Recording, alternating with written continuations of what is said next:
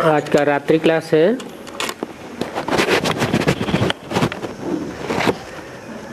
21 अक्टूबर 1967। बच्चे और बच्चियां बैठी हैं,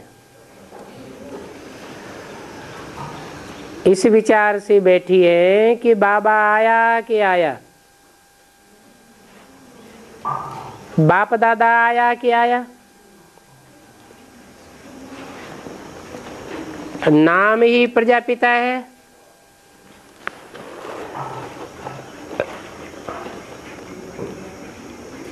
शिव बाबा को प्रजापिता नहीं कहेंगे,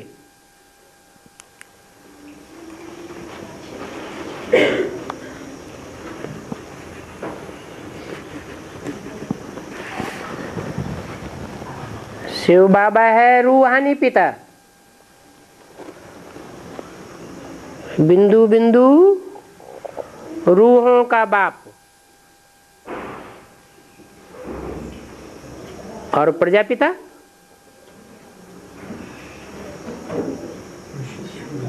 शिव बाबा तो रूहानी बाप है, रूहों का बाप है।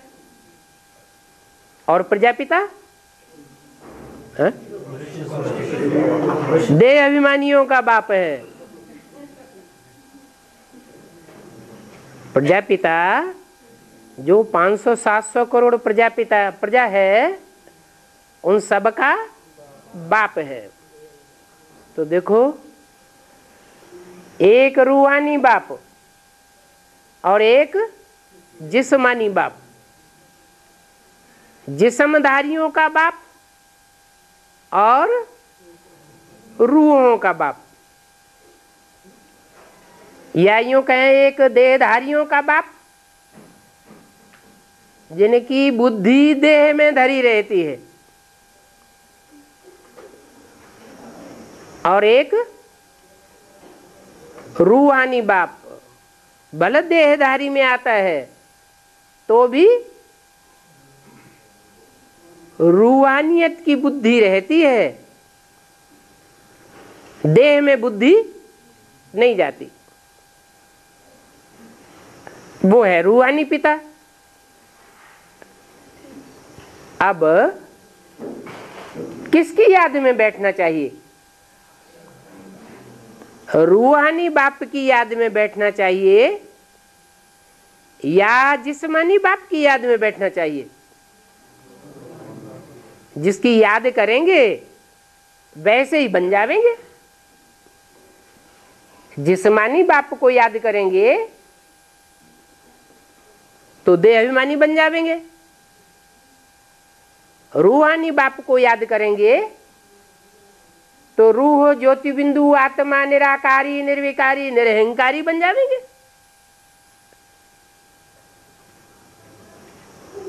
अर्थ सहित सब बातें बुद्धि में रखनी पड़ती हैं। रूहानी बाप, जिस्मानी बाप। बाप आते हैं इस रथ पर,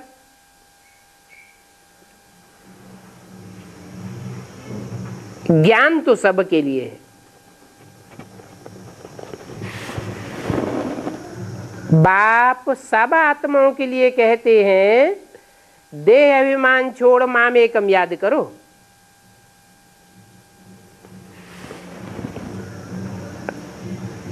जो कहते हैं वो गाया ही जाता है निराकारी बाप।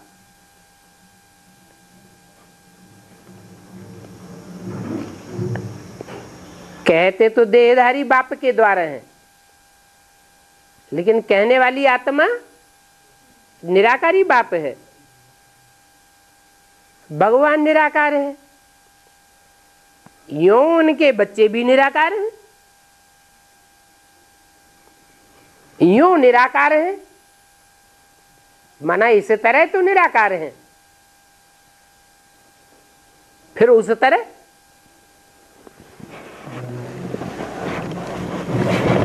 निराकार है। यह देह में बुद्धि धरी रहती है।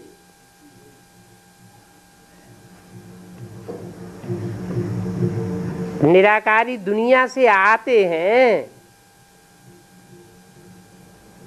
निराकारी बाप भी आते हैं, आत्माएं भी आती हैं जो देह धारण करती हैं।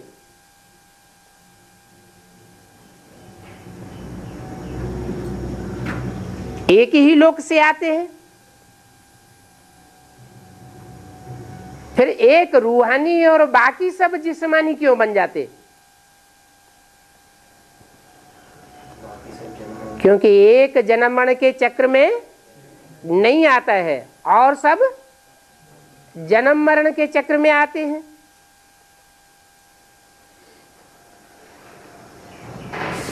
यहां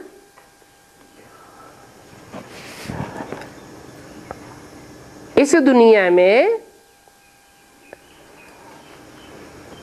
उनको जैसे कि ये शरीर है ही नहीं।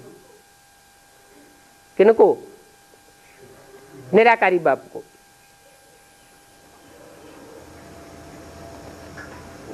आसुरी गुण होते हैं कलयुगी दुनिया में,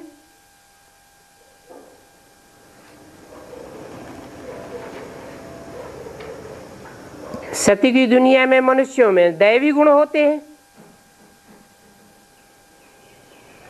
उनको देवता कहा जाता है, मनुष्य नहीं कहा जाता। क्या अंतर हो गया? देह सतयुग में भी होती है और देह कलयुग में भी होती है। अंतर क्या पड़ गया जो उनको देवता कहा जाता है और उनको मनुष्य कहा जाता है?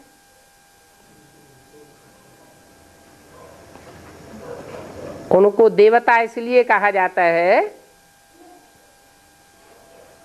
कि वो देने वाले हैं, दूसरों को सुख देने वाले हैं, कोई को दुख देने वाले नहीं है। देहभान से होता है दुख और आत्माभिमान से होता है सुख। ये सब बातें बच्चों की बुद्धि में हैं। बच्चे जानते हैं, अभी नॉलेज मिलती है।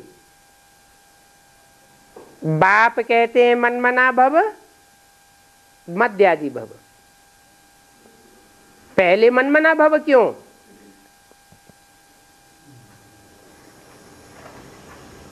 मेरे मन में अपने सारे संकल्पों को तिरोहित कर दे, मनमना भव, मेरे मन में समा जा। ये पहले क्यों?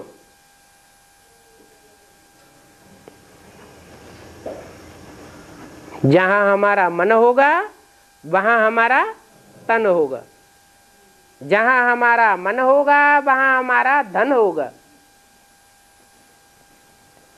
ये हिसाब है।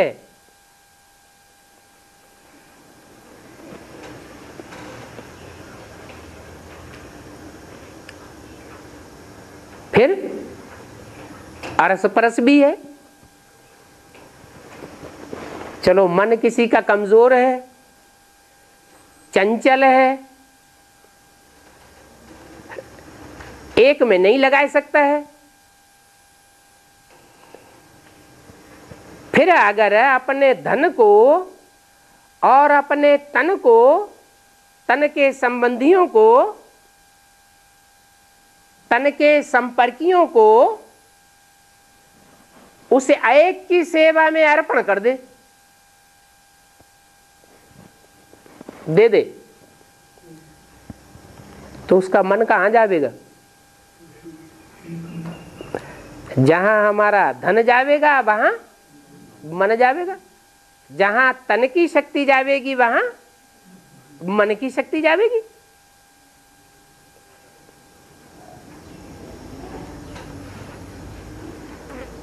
मन जरूर जावेगा। मन जावेगा जैसे आत्मा पहुंच गई। इसलिए वेदों में भी लिखा है मनरेव आत्मा।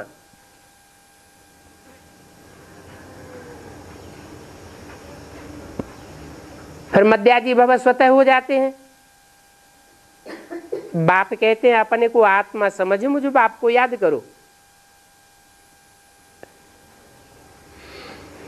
कृष्ण कृष्ण को बाप नहीं कहते हैं।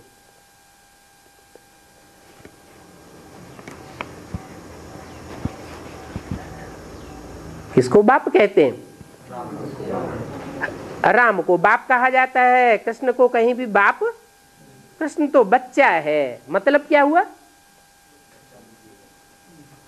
कृष्ण की आत्मा अपने 84वें जन्म में जो अंतिम चोले से पार्ट बजाती है, वो जैसे बच्चा बुद्धि का पार्ट बजाती है। राम वाली आत्मा बच्चा बुद्धि का पार्ट नहीं बजाती। इसलिए मुरली में बोला है, इस समय गीता ज्ञानामृत नहीं कहेंगे। क्यों नहीं कहेंगे? इस समय माने किस समय? जिस समय ब्रह्मा बाबा के मुख से मुरली चलाई जा रही थी, उस समय लास्ट में बोला कि अभी गीता ज्ञानामृत नहीं कहेंगे। क्यों नहीं कहेंगे? क्योंकि अमृत जो है वो मंथन करने के बाद अमृत कहा जाता है। ब्रह्मा के मुख से मुरली तो चलाई गई, लेकिन मुरली का मंथन नहीं हुआ। जैसे कोई बच्चा होता है प्राइमरी स्कूल में, उसको कबीर दास के, तुलसीदास के, सूरदास के दोहे, चौपाइयाँ, कवित्त रटाई दिए जाते हैं। रट तो लेता है, लेकिन उसके गुह्यार्थ को नहीं समझता। जब हायर क्लासेस में पहुंचता है तो एक एक शब्द के गुह्यार्थ में जाते हैं। इसलिए बोला कृष्ण तो बच्चा है, कृष्ण को बाप नहीं कहा जाता। फिर भगवान की वाणी ब्रह्मा के मुख से आई और उस पर मनन चिंतन मंथन हुआ नहीं, तो उसका सही अर्थ बुद्धि में बैठेगा।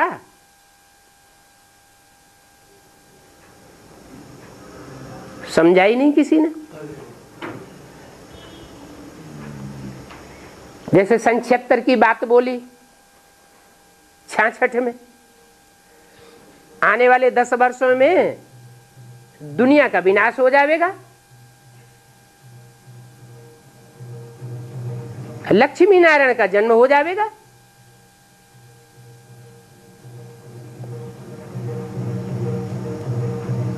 ब्रह्मा के मुख से बोला।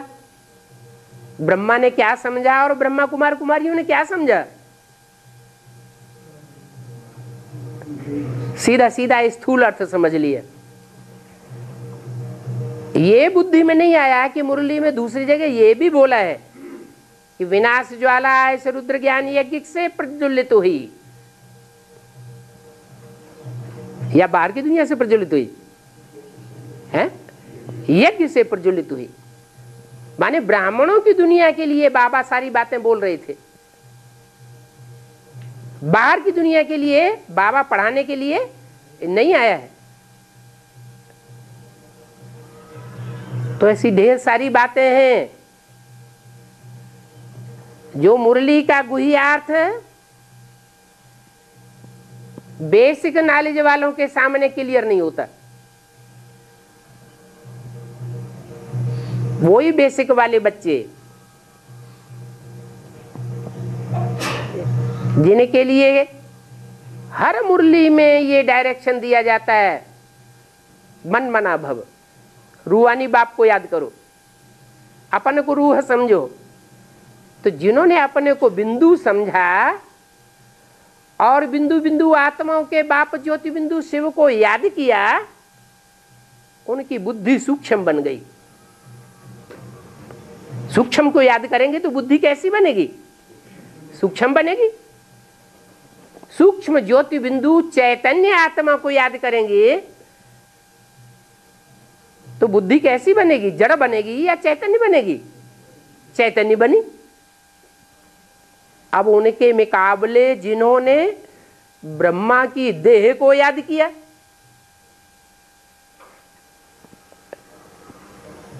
ब्रह्मा की गोद को याद किया,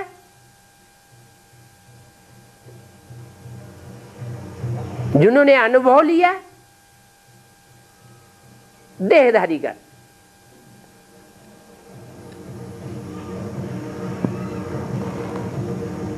मुरली सुनते समय ब्रह्मा बाबा देखने में आता था, मुरली की तरफ ध्यान ही नहीं जाता था। तो जिन्होंने देह का सुख लिया और देह के सुख में रमण करने लगे, उनके लिए मुरली में क्या बोला? बच्चे किसकी गोद में आए हो?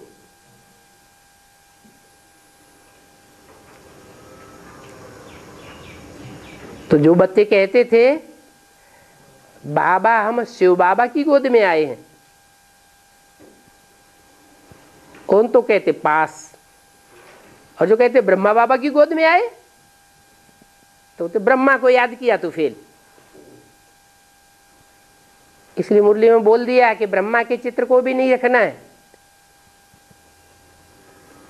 चित्र को भी याद करेंगे तो चरित्र की याद आवेगी।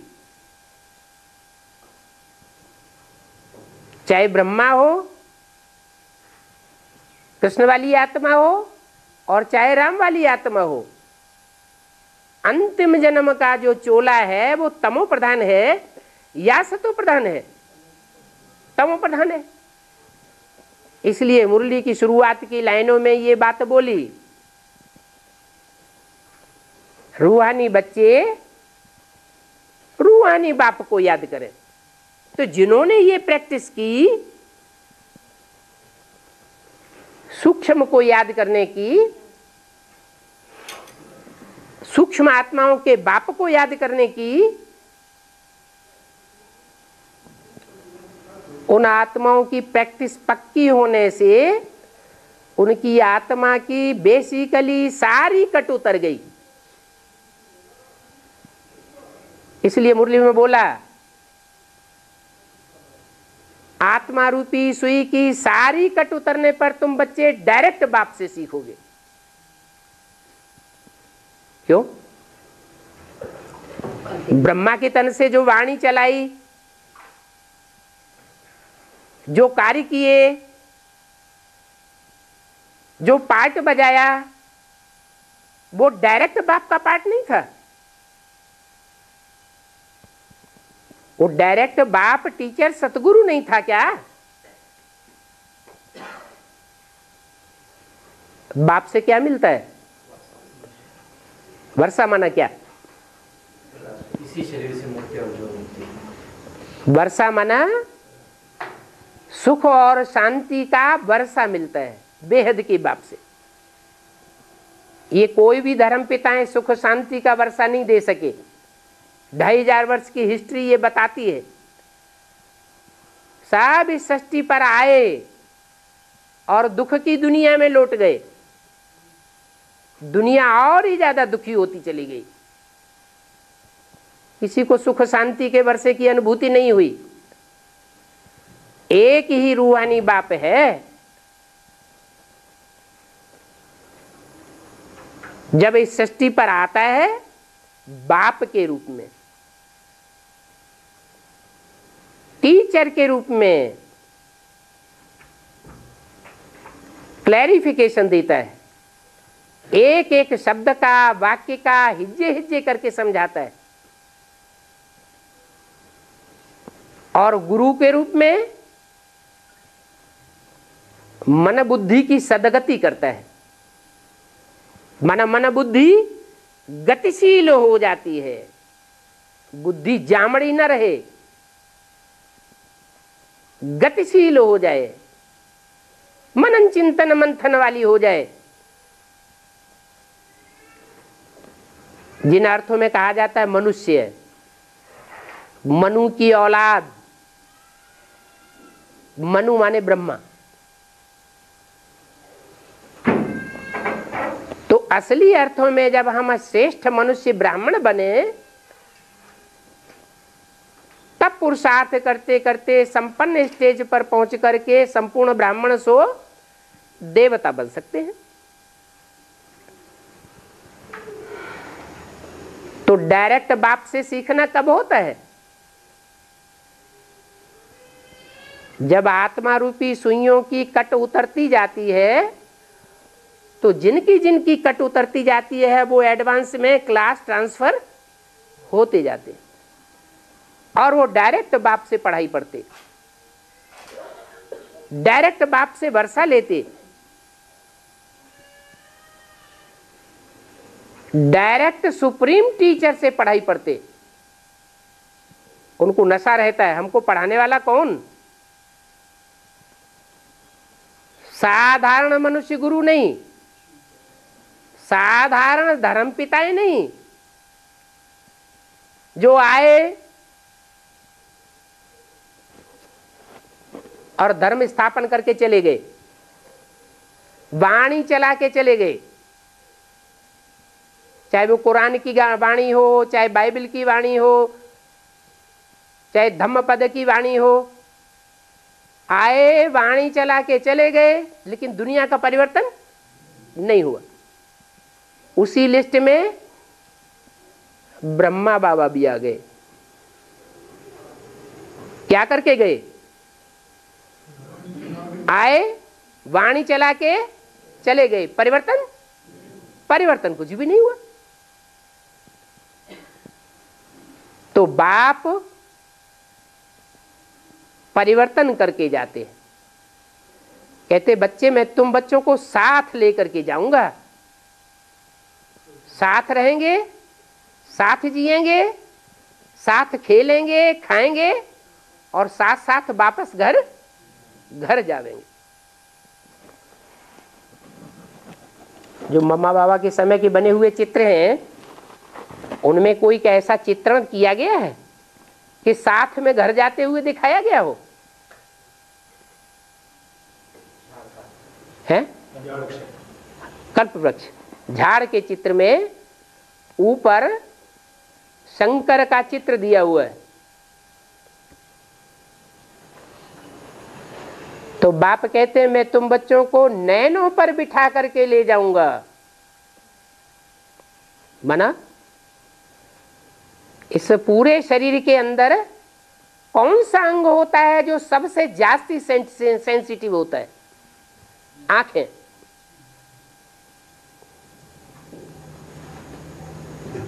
तो दृष्टि से सृष्टि सुधरने की बात है, लेकिन मनुष्यों की दृष्टि से सृष्टि नहीं सुधरती। किसकी दृष्टि से सृष्टि सुधरती है?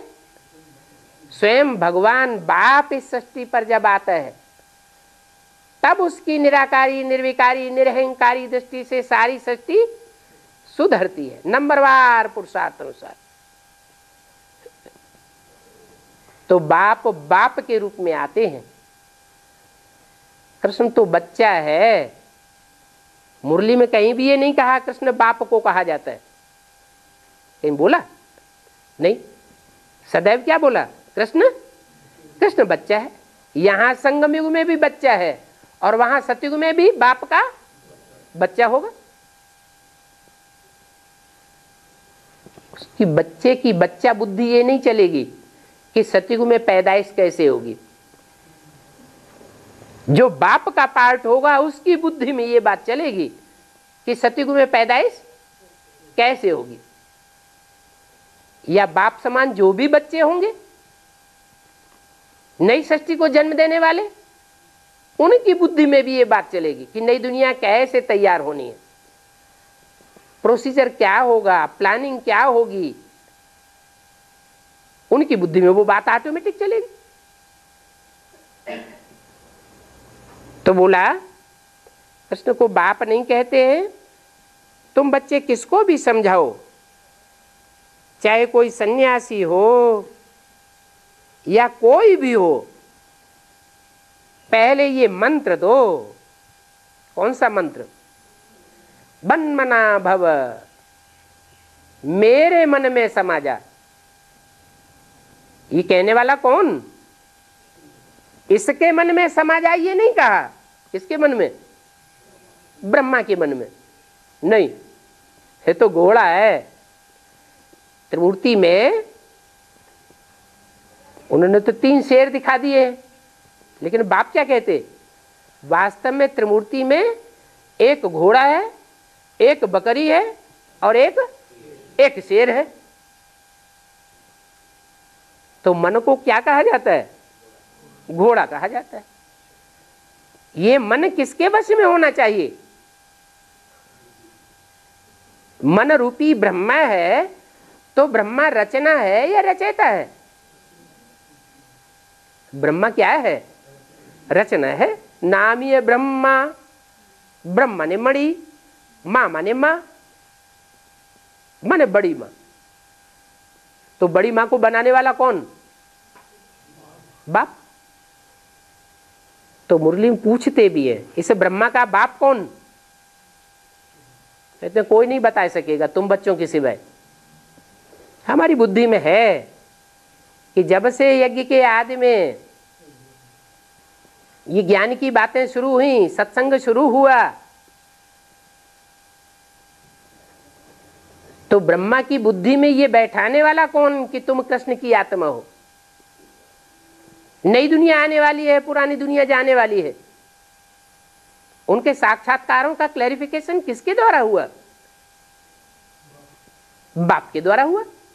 ऐसे ऐसे बच्चे थे जो मम्मा बाबा को डायरेक्शन देते थे, ड्रिल कराते थे, टीचर बन करके बैठते थे। हम समझते थे ये तो बहुत ऊंचे नंबर में आवेंगे। तो कोई थे ना बच्चे यज्ञ के आदि में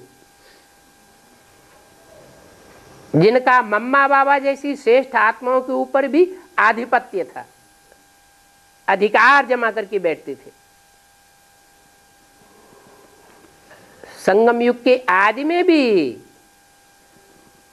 कृष्ण बच्चा था, राम वाली आत्मा बाप थी, और सतयुग के आदि में भी राम वाली आत्मा बाप ही होगी और कृष्ण वाली आत्मा बच्चा ही होगी। तो पहले पहले यह मंत्र कोई भी दो कि ये कहने वाला कौन है, मन मना भव। मेरे मन में समा जा, इनके मन में नहीं समा जा। अगर ब्रह्मा के मन में समा गया तो गति क्या होगी, है? ब्रह्मा के मन में अगर समा गया तो सतयुग में जाके जन्म मिलेगा। इस सृष्टि में नर से नारायण डायरेक्ट नहीं बनेगा। और बाप ने लक्ष्य क्या दिया है, नर से नारायण बनना है और नारी से लक्ष्मी बनना है।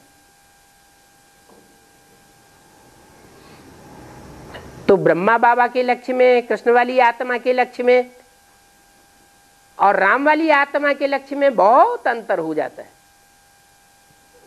एक वर्षा प्राप्त करती है रूहानी बाप से डायरेक्ट, और दूसरी आत्मा वर्षा प्राप्त करती है मनुष्य सृष्टि के देहधारी बाप से डायरेक्ट। हालांकि उस समय वो देहधारी होता नहीं है, क्योंकि बाप कहते हैं मैं जब आता हूं, भगवान जब आते हैं तो क्या बनाते हैं, भगवान भगवती बनाते हैं, आप समान बना के जाते हैं। बाप स्वयं निराकारी है, निर्विकारी है, निरहंकारी है, तो बच्चों को भी निराकारी, निर्विकारी, निरहंकारी बना कर जाता है। और कहां तक निराकारी, निर्विकारी, निरहंकारी बना कर जाता है,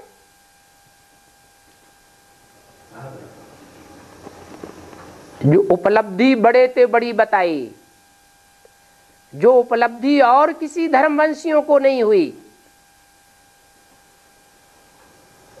अतीन्द्रिय सुख पूछना हो तो गोप गोपियों से पूछो। अतीन्द्रिय सुख का मतलब इंद्रियों से परे का सुख। लक्ष्मी नारायण के चित्र में राधा कृष्ण खड़े हैं नीचे और लक्ष्मी नारायण खड़े हैं ऊपर।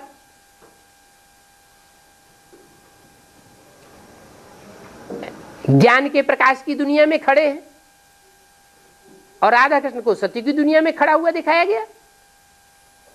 राधा कृष्ण एक दूसरे को दृष्टि से देखते हैं, उनका प्यार इंद्रियों तक समाया हुआ है या अतीन्द्रिय सुख का कहेंगे, इंद्रियों के सुख में समाया हुआ है।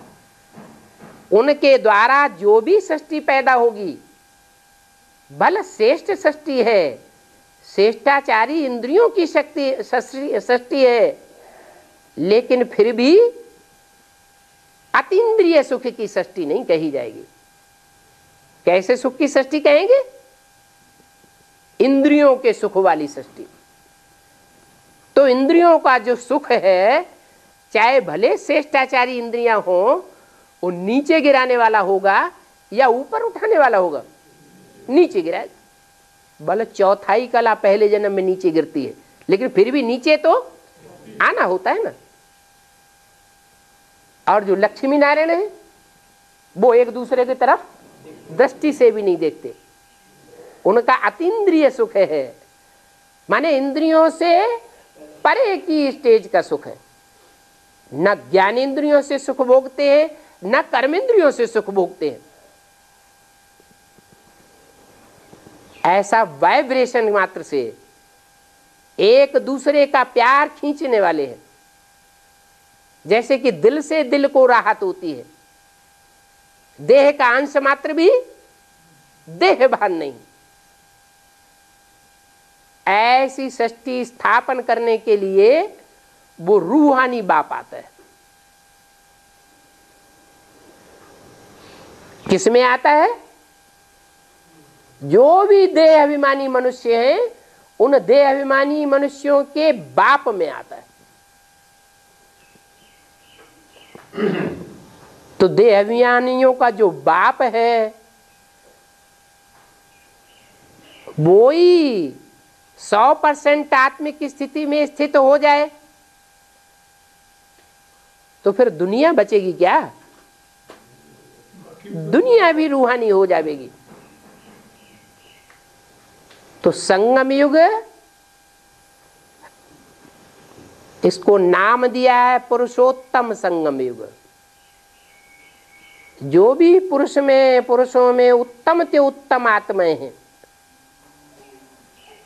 उनकी यादगार रुद्र यज्ञ रचा जाता है।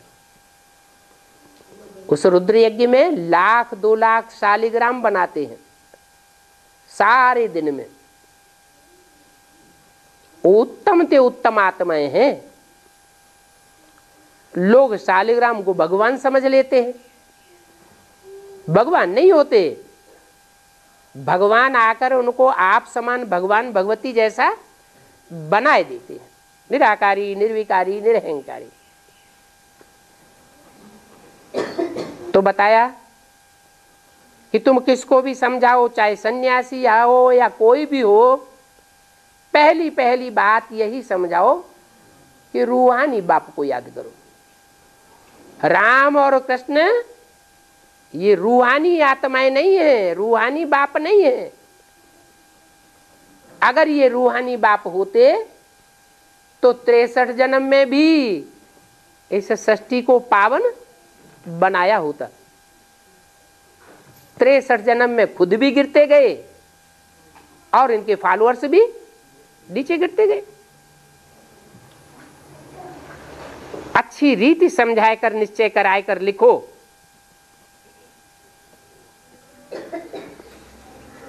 कि हम इस बाप के बच्चे हैं। इस बाप के क्या निश्चय करा के लिखो? अच्छी रीति क्या निश्चय कराओ कि हम रूहानी बाप के रूहानी बच्चे हैं। वो ही पतित पावन है, यह पतित पावन नहीं है। पतितों को पावन बनाने वाला यह ब्रह्मा नहीं है, या वो त्रेता वाला राम भी नहीं है।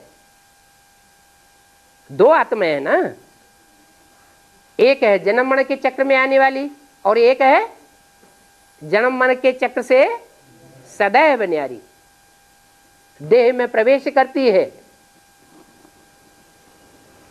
देहधारी की इंद्रियों को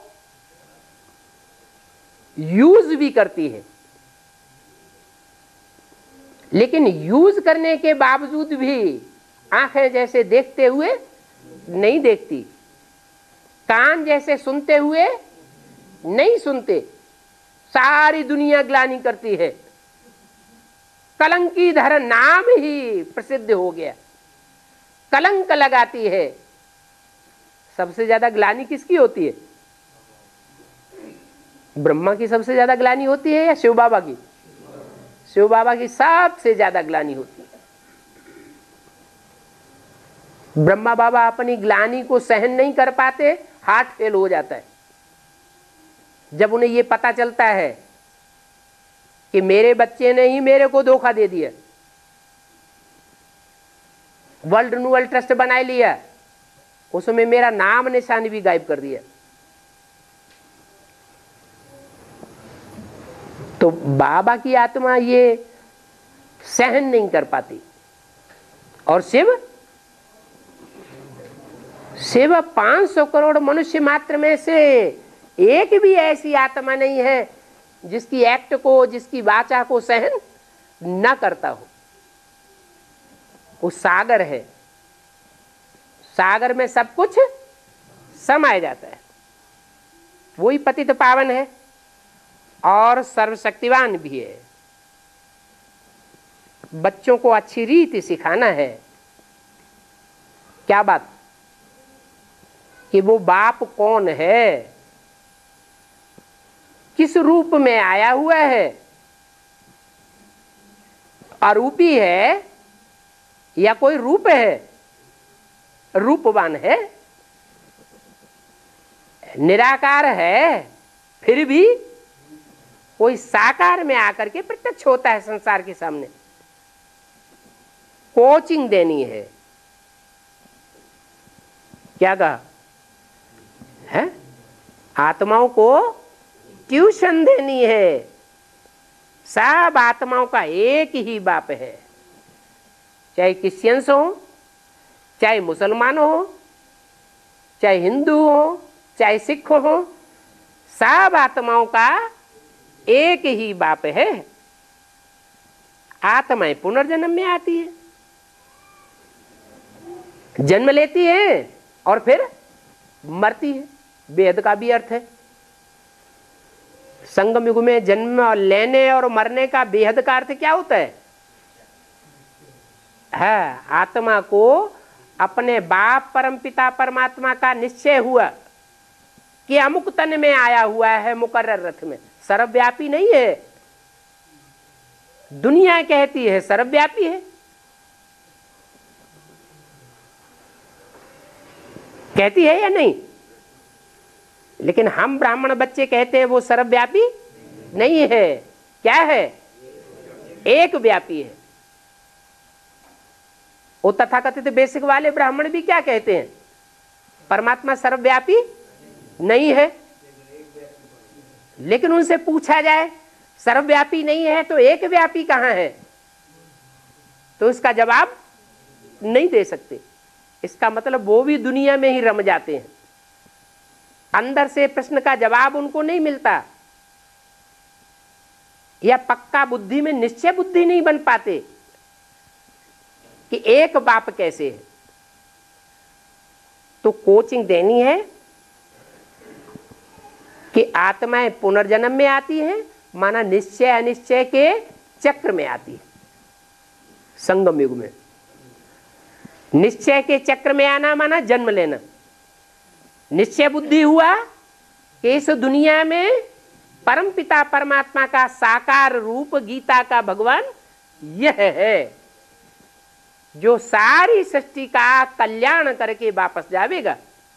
बीच में वापस जाने वाला धर्म पिताओं की तरह नहीं कि आया राम गया राम हो जाए। वो सारी सृष्टि को परिवर्तन करने वाला है, बीच में जाने वाला नहीं है। तो आत्माएं सब जन्म मरण के चक्र में आती हैं, चाहे हद का जन्म मरण का चक्र हो और चाहे बेहद का हो। ये उस बाप की पहचान है। क्या पहचान? वो खुद जन्म मरण के चक्कर में नहीं रहता। जो सुप्रीम सोल बाप का पार्ट होगा साकार में इस सृष्टि पर, सारी मनुष्य सृष्टि के प्रजापिता में जो पार्ट होगा परमपिता परमात्मा का, वो पार्टधारी कभी अनिश्चय के चक्र में नहीं आवेगा। और जो भी मनुष्य मात्र की आत्माएं कितनी भी ज्ञानी क्यों न हो, कितनी भी महान क्यों न हो, धर्म पिताओं की ही आत्माएं क्यों न हो, सब जन्म मरण के चक्र में आती है। माना आज निश्चय करती है कि बाप आया हुआ है और कल माया उनकी ऐसी परीक्षा लेती है कि सब डामाडोल हो जाते हैं। इसलिए आसमान में आत्मा रूपी जो सितारे दिखाए गए हैं, उनका पर्सनिफिकेशन इस सृष्टि की हम ब्राह्मणों से किया गया है। एक ही ध्रुव तारा है जो अपने स्थान पर अटल रहता है और बाकी सब अपना स्थान छोड़ देते हैं। सब चक्कर काटने वाले हैं, एक चक्कर काटने वाला नहीं है। तो आत्माएं सब पुनर्जन्म के चक्र में आती है। जो परम आत्माएं है, कैसी आत्मा? परम। किसके साथ टैली किया गया? जो और दूसरी आत्माएं हैं उनके साथ टैली किया कि वो आत्मा परमात्मा है, और जो भी आत्माएं हैं उनके बीच में ही है, लेकिन परम पार्टधारी है, हीरो पार्टधारी है। और वो हीरो पार्टधारी के लिए इस ब्राह्मण संगम युगी जन्म में ये बात जरूर लागू होगी। क्या? कि और सब निश्चय अनिश्चय के चक्र में आवेंगे, वो आत्मा निश्चय अनिश्चय के चक्र में आने वाली नहीं है। माया किसी को नहीं छोड़ेगी। क्या? माया भी सर्वशक्तिवान है, वो सबको ऊपर नीचे कर देती है, लेकिन जो भगवान का पार्टधारी होगा उसको ऊपर नीचे नहीं कर सकती।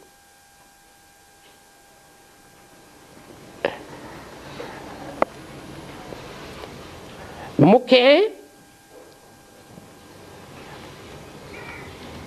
3 वतन। सूक्ष्म वतन का वातावरण, स्थूल वतन का वातावरण और निराकारी दुनिया का वातावरण।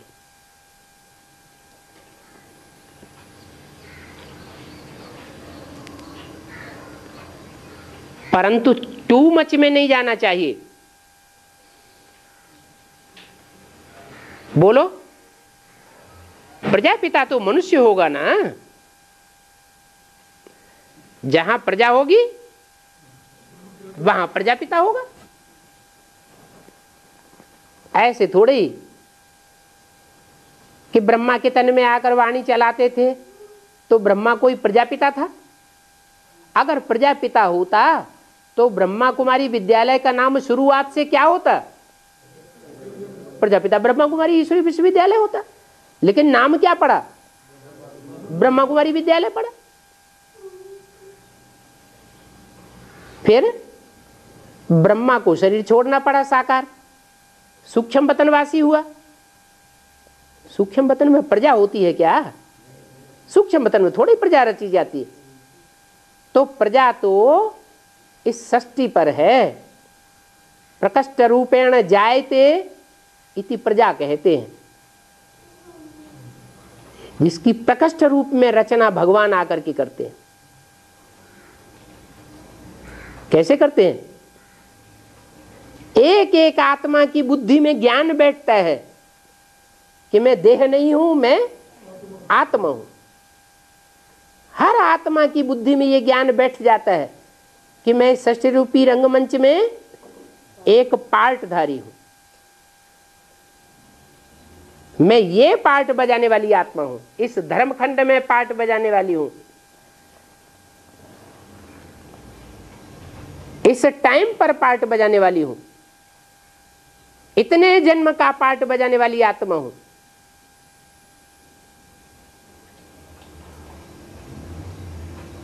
तो पक्का पक्का एक्टर बाप आकर के बनाते हैं। वो एक्टर क्या, जिसको अपने एक्ट का ही पता न चले।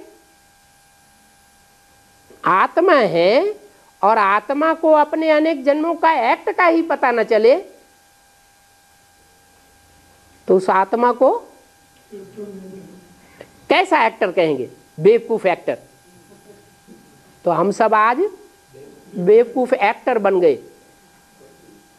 अभी बाप आए हैं,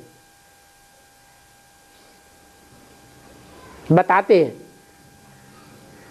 कि मुख्य एक्टर्स का पार्ट क्या है।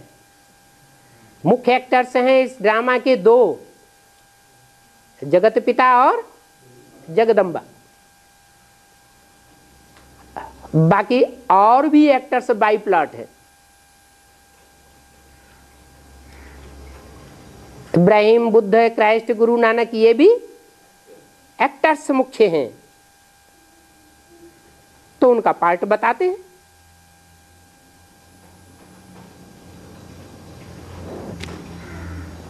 उनको बताना है कि प्रजापिता तो जरूर मनुष्य होगा और वो तुम्हारा भी बाप है। चाहे सन्यासी हो, चाहे क्रिश्चियन हो, चाहे मुस्लिम हो। क्या कहना है कि जिसको तुम आदम कहते हो, एडम कहते हो, हिंदुओं में आदि देव आदि नाथ कहा जाता है, वो तुम्हारा भी बाप है। उस आदम में वो अल्लाह आता है, ऊंचे ते ऊंचा पार्टधारी। और हम ब्रह्मा कुमार कुमारियां हैं। हमने ब्रह्मा को पहचाना है, तुमने ब्रह्मा को नहीं पहचाना। बाप ब्रह्मा द्वारा यह ज्ञान दे रहे हैं, नहीं तो ब्रह्मा कहां से आया? ब्रह्मा का रचयिता कौन? स्वयं बाप, सुप्रीम सोल नहीं। सुप्रीम सोल को रचयिता नहीं कहेंगे।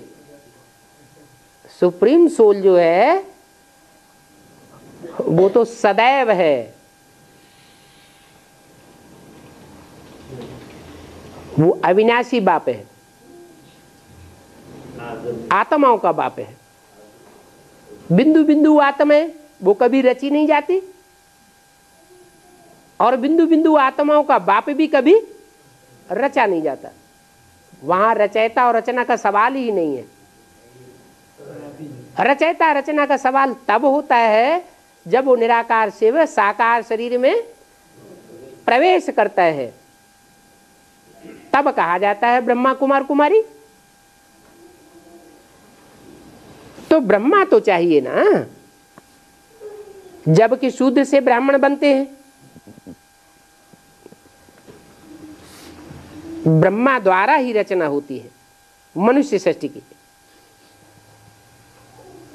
और ब्रह्मा की रचना किसके द्वारा होती है? ब्रह्मा की रचना प्रजापिता के द्वारा होती है, और ब्रह्मा के द्वारा ब्राह्मणों की रचना होती है। फिर उनके अनेक वर्णों में आते हैं। प्रदर्शनी में हंगामा होता है, उस हंगामे में बहुत कठिन है समझाना। अगर कोई को समझाना है तो उनको अलग बिठाना चाहिए। बोलो, बाप समझाते हैं, हम नहीं समझाते हैं। आपको संशय नहीं आना चाहिए, इस बात में प्रश्न उठ नहीं सकता। सारी सृष्टि का एक ही बाप है जो सत्य है, और इस झूठ खंड में सब झूठ है। जो भी जनरेशन से हैं, हिंदू हो, मुसलमान हो, सिख हो, ईसाई हो, सबके बाप धर्म पिताएं झूठ खंड बना करके गए, कोई भी सच खंड बना के नहीं गया। तो बनाने वाले ही जब झूठे हो गए तो बनने वाली रचना या प्रजा सारी झूठ ही झूठ है। उन बापों का भी जो बाप कहा जाता है वो एक है शिव रूहानी बाप, इसमें कोई को प्रश्न नहीं उठेगा। बाप सत्य ही बताते हैं, सत्य बाप आते हैं, सच खंड की स्थापना करते हैं, झूठ खंड का विनाश कराते हैं। बाकी तो सब झूठ है। भारत को सचखंड कहते थे, अभी तो भारत झूठ खंड है। तुम कहते भी हो, अच्छी रीति समझना हो तो 7 दिन का कोर्स ले लो,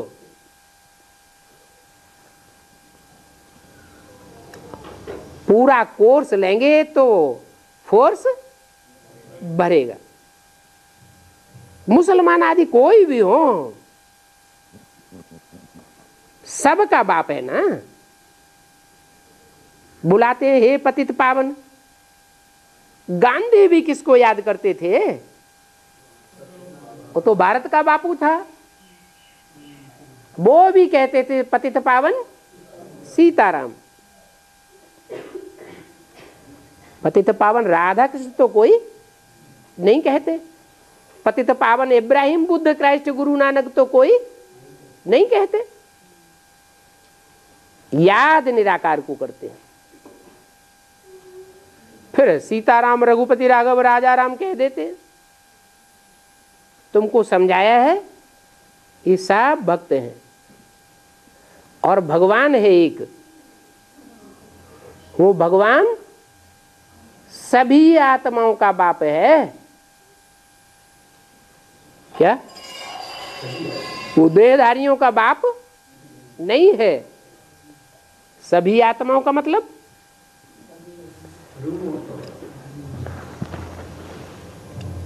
कीट, पशु, पक्षी, पतंगे, ये आत्मा है या नहीं है?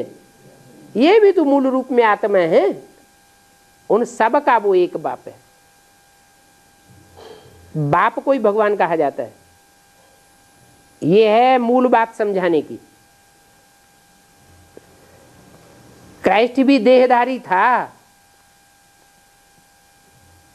उसकी भी बुद्धि किस में धरी हुई थी? देह में धरी हुई थी। जिस देह में प्रवेश करता है उसके संग का रंग उसको भी लगा, वो भी नीचे गिरा, जन्म मरण के चक्र में आया। कोई भी धर्म पिता हो, जिसमें भी प्रवेश किया उस देहधारी के देह में आकृष्ट हो गया, पतित बन गया, जन्म मरण के चक्र में आने लगा। एक बाप ही है जो कोई में भी प्रवेश करते हैं, लेकिन संग का रंग उनको नहीं लगता। तो क्राइस्ट भी देहधारी था, सभी धर्म पिताएं देहधारी थे। उनके अंदर भी छोटी आत्मा है। ये बातें सन्यासी आदि नहीं सुना सकते हैं। फादर कहते हैं ये बात बुद्धि में ठोक देना है। क्या? कि वो एक ही गॉड फादर है। दुनिया गॉड फादर कहती है, सुप्रीम फादर कहने से गॉड फादर के लिए ही कहा जाता है। वो ही आते हैं तो नई दुनिया स्वर्ग बनाते हैं। कौन बनाएगा स्वर्ग? नई दुनिया स्वर्ग कौन बनाएगा? पुरानी दुनिया नरक, नरक माने दुखदाई, स्वर्ग माना सुखदाई दुनिया। कौन बनाता है? स्वर्ग वो ही बना सकता है जो सदाकाल स्वस्थिति में रहने वाला है, कभी भी परचिंतन में नहीं आता है, कभी भी देह के चिंतन में नहीं आता है। वो ही नई दुनिया का मालिक बनाने के लिए पढ़ाते हैं और जास्ती कुछ भी समझाने की दरकार नहीं है। क्या कोर्स भी कोई को देते हैं तो लक्ष्य क्या रखना चाहिए? कोई भी प्रकार एक का निश्चय बुद्धि में बैठ जाए। सन्यासी कब नहीं समझेंगे? उनका दुकान ही खत्म हो जाए। उनका दुकान क्या है? उनका दुकान है भगवान सर्वव्यापी है। हम जो मठ पंथ खोले हुए बैठे हैं, हम भी भगवान हैं, शिवो हम, हमारी आकर पूजा करो। अगर सन्यासी समझ जावे तो उनके सब फॉलोअर्स इधर आ जाएंगे। उन सबको पता है कि गीता श्री कृष्ण भगवान की है। किनको पता है? उन सन्यासी, दुनियावी सन्यासियों को या ब्राह्मणों की दुनिया के जो सन्यासी हैं उनको भी ये पता है, यही बुद्धि में बैठा हुआ है कि गीता का साकार भगवान कृष्ण उर्फ दादा लेखराज है और दुनिया में कोई भी साकार गीता का भगवान नहीं हो सकता। अब तुम समझाते हो, तुम उनको समझा सकते हो कि कृष्ण उर्फ दादा लेखराज में गीता का भगवान नहीं था। क्या? जो गीतापति भगवान है वो भगवान का पाठधारी ब्रह्मा का रूप नहीं था। भगवान तो दुनिया को पलटने के लिए आता है, इसलिए दुनिया में ब्रह्मा की पूजा नहीं होती, ब्रह्मा के मंदिर नहीं बनते, ब्रह्मा की मूर्तियां नहीं बनती। क्यों? कि दुनिया सिद्धि स्वरूप को मानती है। जिसको सिद्धि नहीं मिली उसको दुनिया मानने वाली नहीं है। इसलिए विष्णु और शंकर की पूजा होती है, मंदिर बनाते हैं, मूर्तियां बनाते हैं, पूजा करते हैं। जरूर कोई पूजनीय कार्य करके गए हैं तब तो उनकी पूजा होती है, मंदिर बनाते हैं। तो तुम समझाते हो कि कृष्ण में ज्ञान नहीं था। अरे तो कृष्ण के फॉलोअर्स तो हमारे ऊपर चढ़ बैठेंगे। तुम कहेंगे कि उनमें ज्ञान नहीं था, तो इस बात को मानेंगे? और नहीं मानने वाले। फिर उनसे पूछना चाहिए कि अगर कृष्ण में ज्ञान था तो तुम्हारे में भी आया होगा नई सृष्टि का ज्ञान। तो बताओ राधा कृष्ण को जन्म देने वाले कौन होंगे? नई सृष्टि होगी तो नई सृष्टि में राधा कृष्ण को जन्म देने वाले जो रचयिता माँ बाप होंगे वो उनसे ज्यादा पावरफुल होंगे या कम पावरफुल होंगे? ज्यादा पावरफुल होनी चाहिए। वो कौन होंगे? उनकी बुद्धि में ये बात आने वाली नहीं है, क्योंकि वो खुद ही नई सृष्टि में जन्म लेने वालों की लिस्ट में है, जन्म देने वालों की लिस्ट में नहीं है। ओम शांति।